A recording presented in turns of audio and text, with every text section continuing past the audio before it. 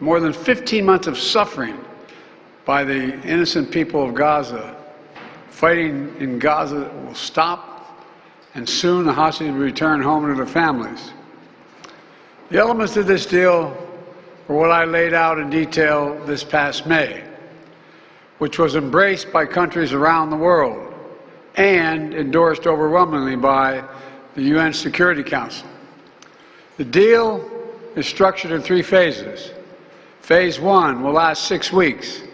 It includes a full and complete ceasefire, withdrawal of Israeli forces from all the populated areas of Gaza, and the release of a number of hostages held by Hamas, including women and elderly and the wounded.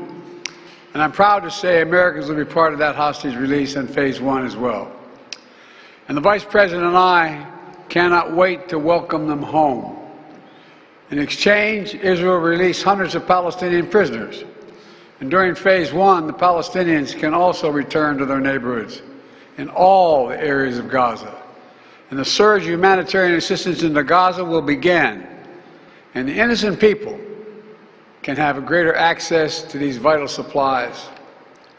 You know, during the next 6 weeks, Israel will negotiate the necessary arrangements to get Phase 2, which is a permanent end of the war. Let me say it again, a permanent end of the war.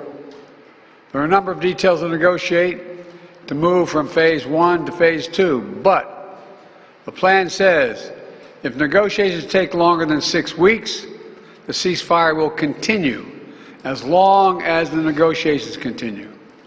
I've spoken to the Emir of Kuwait and the President of Egypt, and we have pledged to make sure the negotiations will keep moving forward for as long as it takes.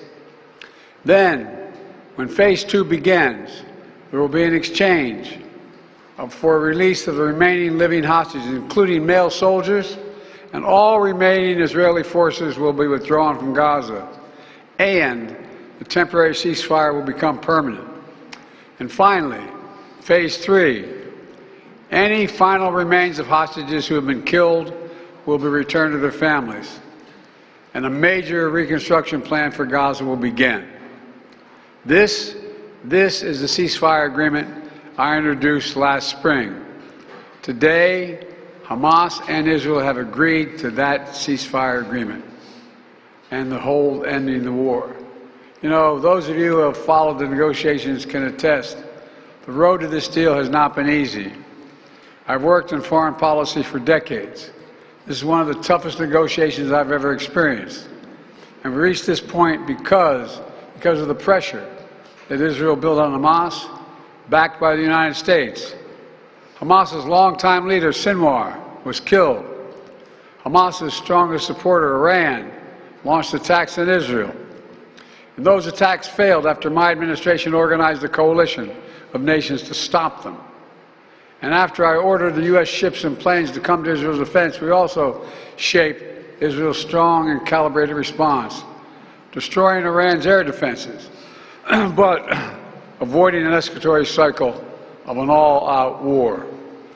The United States also organized a coalition of 20 countries to stand up to attacks by the Houthis, including their missile attacks in Israel.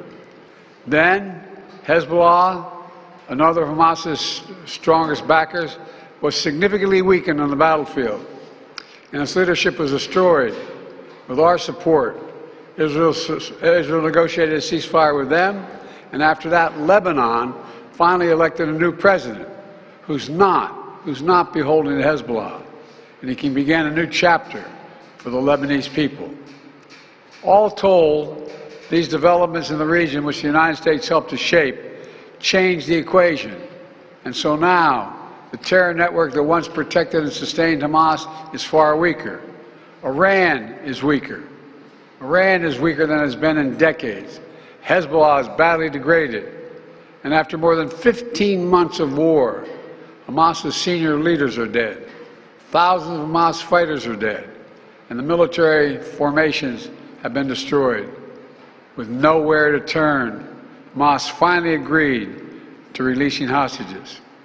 You know, there was no other way for this war to end than with a hostage deal. And I'm deeply satisfied this day has finally come, for the sake of the people of Israel and the families waiting in agony, and for the sake of the innocent people in Gaza who suffered unimaginable devastation because of the war. The Palestinian people have gone through hell. Too many innocent people have died. Too many communities have been destroyed. In this deal, the people of Gaza can finally recover and rebuild. They can look to a future without Hamas in power. You know, the Bible says, blessed are the peacemakers. Many peacemakers helped make this deal happen, including an extraordinary team of American diplomats who have worked non-stop for months to get this done. Secretary Blinken led the effort. Secretary Jake Sullivan, National Security Advisor Jake Sullivan, Bill Burns, John Feiner, Brett McGurk, Amos Hochstein, and the Vice President worked relentlessly as we work to deliver this deal. I'd also note this deal was developed and negotiated under my administration, but its terms will be implemented, for the most part, by the next administration. In these past few days, we've been speaking as one team. This has been a time of real turmoil in the Middle East. But as I prepare to leave office, our friends are strong, our enemies are weak, and there's genuine opportunities for a new future. In Lebanon, there's an opportunity for a future, free from the grip of Hezbollah. In Syria, a future free from the tyranny of Assad. And for the Palestinian people, a credible pathway to a state of their own. And for the region, a future of normalization, integration of Israel and all its Arab neighbors, including Saudi Arabia. At the G20 in Delhi in September 23, I rallied key countries behind a vision of an economic corridor from India across the Middle East to Europe. That vision can now become a reality.